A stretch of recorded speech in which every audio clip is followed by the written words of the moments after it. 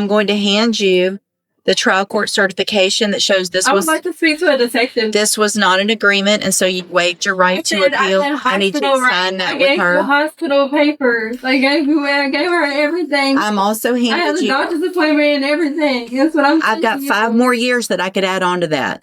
Oh, man. I can give you up to 10. No. That's started at May 23rd of 2022. There was a motion to adjudicate probation filed.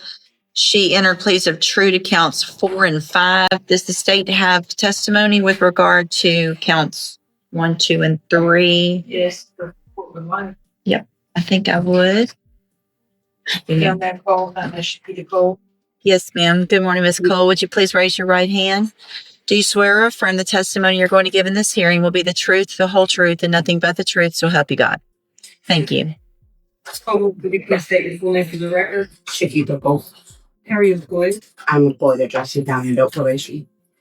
And as a adult probation officer, is it your responsibility to supervise an individual on probation by the name of Devon Atkins? Yes. Do you see Ms. Atkins in the courtroom here today? Yes. Can you point to an identifier? Cited in the blue jersey. Your amended record reflect Ms. Cole has identified for probation for Devon Atkins. Record will so reflect. And Ms. Cole, as with every probationer, when they are placed on the court's probation, are they given the rules and restrictions placed upon them and what they are supposed to do to follow the court's law? Yes. And each one of those in detail is gone over with them so that they understand everything that you're required to do. Yes.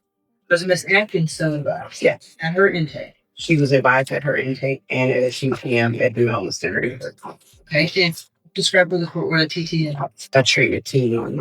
Okay. So, in your opinion, Ms. Cole, as a probation officer, was Ms. Atkins fully apprised and aware of what she was required to do on probation? Yes. And in fact, the majority of those things intended to. Yes. Was she advised that she was to report to the community supervision department when directed by yourself and the court? Yes. And did Ms. Atkins, based on your review of the comp, fail to do that on multiple days, including the most likely not limited to November 4th, 2024, November 19th of 24, and was that in violation of her probation order? Yes. Did you address that with her and inform her it is important to report if not something come up and you can look it up? Yes. And did she do that? No. Was Ms. Atkins, as a condition of said probation, ordered to perform community supervision? Yes. And did she, and to report those to you? Yes. Obviously, if you do not know that she has completed them, even if she has, is that a violation of her probation? Yes. To your knowledge, based on your review of her file and your supervision of her, did she either complete the hours or immediately report to you? Sorry. I'm reading. I wonder everyone's looking. I was about to. I know. I was about to. Well, that is in fact a condition of probation, right? Is it also a condition of probation that she is to report to you as her address, and so that you know where she is at? Yes. And if she does not do that, is it impossible for you to locate? That's correct. And did she, in fact, immediately report to you her current address? No, she did not. Anything else? I know you and I have had a lengthy discussion about where this so it would be appropriate for the court to know in conjunction with your testimony and your ability. The main thing is her mental health. She refuses to address that. We've made appointments for her with spinal time, and she didn't attend the appointments. She's 100% when she was out unmedicated. So that kind of interfered with her completing her services. And she maintained contact with the victim in the case. So that part, her grandmother was trying to be there for her because of the mental health difficulties. And that's the main thing that we were trying to get her to address. Okay. Can I address something? In a minute. Mr. Lewis, do you have any questions? Well, Hold on, ma'am. You're going to get an opportunity, okay? Mr. Lewis, do you have any questions of Ms. Cole? Just briefly, during your supervision of Ms. Atkins, were you able to supervise her at point when she was on her medication and not on her medication? The entire time she has not been approved. So she's been unmedicated this entire time? Yes, sir. Anything else? Nothing else. All right. Thank you, Ms. Cole. Any other witnesses with regard to the allegations? So based on the testimony unless I may ask, Ms. Cole, Judge, Yeah. you stated that earlier. Miss Evelyn Thibodeau, I believe that is her grandmother, correct? Yes, Papa. Hold on, ma'am. At some point in time in November of 2024, was Miss Atkins violating the condition the court had imposed that she had to have contact with Miss Thibodeau? Will Miss Thibodeau say yes? Thank you. Any questions about that? About Oh, yeah. the count? That's count A with the Right. contact. Okay. Then at this time, based on the testimony, I am going to find count 1, 2, 3, 6, 7, and 8. True.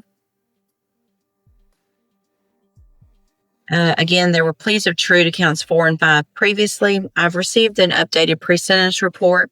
Has everyone had an opportunity to review that report? Yes, ma'am, Judge. Any additions or corrections to that report? No, that's good. Nothing from the state, Your Honor, unless Ms. Cole has something to add. Do you have anything to add that's not already in your report? Yes. So the main thing I want to make sure, Ms. Cole, I have a notation here to ask is, you guys were aware of mental health issues and had opportunities for Ms. Atkins to participate in mental health services. Is that correct? I made the appointments myself. Okay. All right. Argument, Mr. Lewis. Well, Judge, I think definitely from the updated PSI we have, as well as I think there was some issues from the jail. If you look at those issues and activity, I think that goes directly to her mental health state. Unfortunately, she has not been on a mental health caseload. I think that definitely would benefit her, as well as, being able to take advantage of any services that spinal tap inmate Jamar may have, or any programs that probation deemed appropriate for her. I have had conversations with her and many meaningful conversations with her when she has addressed to me her desire to take advantage of those activities if those available to me. She did understand that she had the safety opportunity. It didn't go well, but I don't think the mental health issues were addressed, mainly just substance abuse at that point. I think if we can get a handle on that or get some work done with her to address the mental health issues, I think she would do a lot better in this situation and be able to lead this. I mean, it's hard when Hold on. taking patient. Well, it sounds like you had appointments that you missed that Ms. Cole made for you. Did she go to regular Safe P or special? Hold on. Special needs. So she's already been to special needs Safe P. So that was a whole 6 months plus aftercare of drug and mental health help.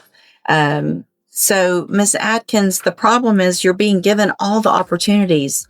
Yeah, but like I said, I don't know if I told you, I had an appointment in Port Arthur because I cannot get into Bowen. They're not taking new patients. So you had an appointment that Ms. Cole set for you, at least one. How many? Yeah, but it's not for medicine. It's for psycho. I'm not a psycho. I don't have this problem. I mean, no. Well, you obviously we don't know what you need because you won't even go do the evaluation. That it sounds like you haven't been on medication that would be what? Evaluation where? At Spinal Top. That's what I'm telling you. That's not, I don't have that. I'm not a psychopath. That is for... It's psychopath. Nobody's saying you're a psychopath. But you have... It's called a past program. I'm not a psychopath. That's not what it's called. And that's not the reason it's called that. Okay. If you had gone to your appointment and talked to them, then you would know what that was for. And you would know that it was meant to help you so that you could get on medication, stabilize, and not have the issues that you've been having. I'm going to find that you previously entered your... I'm sorry, Ms. Malfino, did you have anything to add? No, Judge, I think that from my conversation with Ms. she's been gracious enough to offer to continue to work with her because I think she clearly sees the mental health issues. But as you can see, what Ms. Cole has been having to deal with is how the court has had to deal with Ms. Atkins today. And it's been kind of just this runaround circle. Well, and in addition, I am going to find judicial notice of the court's file Ms. Atkins was evaluated for competency to stand trial not that long ago. I think it was in January of this year. And I have that report. And the finding is that Ms. Atkins is competent, understands the nature of the proceedings, and is then just really making a choice not to follow through with what programs have been given to you, Ms. Atkins, to try to help you. So at this time, any recommendation as far as I have one thing to say. okay? She is not giving me the information needed to follow up with those type of things. Okay, well, I don't believe you. I don't believe you. You know, Miss Cole would never say go do something and not tell you where to go or help you get there. no, she said she does not have a list of the community service. I'm not worried about your community service. I'm worried about your mental health and the fact that you're not doing what you need to, and you're still contacting the victim, and it's a serious case. And so I got to protect society, unfortunately, because you're not choosing to do the things that. I'm gonna die, so I really didn't have much of a choice. Okay. It's my life in jeopardy. I'm going to find that you entered your pleas of true to counts 4 and 5 freely and voluntarily. Again, I'm finding counts 1, 2, 3, 6, 7, and 8 true. Find sufficient evidence to find you guilty, and at this time, find you guilty. Don't talk over. I'm about to sentence you to prison, and how you keep talking over me is about to start adding years onto that. Stop talking. It's just going to get worse. Do you understand? Okay. I'm going to find sufficient evidence to find you guilty, and at this time, I'm finding you guilty of injury to an elderly individual. Sentence you to a term of 5 years in the institutional division of the Texas Department of Corrections. You will receive credit. You will receive credit on that sentence for any time that you've been in custody that the law gives you the right to receive. No. I'm telling you, like, she thought, like, I could not get up there. I'm going to hand you the trial court certification that shows I would like to speak to a detective. this was not an agreement, and so you waived your right to appeal. I need you to sign that with her. The hospital papers. I gave her everything. I'm also I have handed a you. doctor's appointment and everything. That's what I'm saying. I've got 5 more years that I could add on to that. Yeah. I can give you up to 10. No. You need to stop talking so I can finish what I need to do. Okay? I'm telling you, I'm not guilty. That's what I'm telling you. I did not have a choice. I went to the hospital and everything. I'm handing you a written admonishment regarding your ineligibility to possess a firearm or ammunition because of the judgment entered against. Just listen to what I'm saying. If you'll listen for a minute, you'll understand. Because of the judgment entered against you, you're ineligible under Texas law to possess a firearm or ammunition.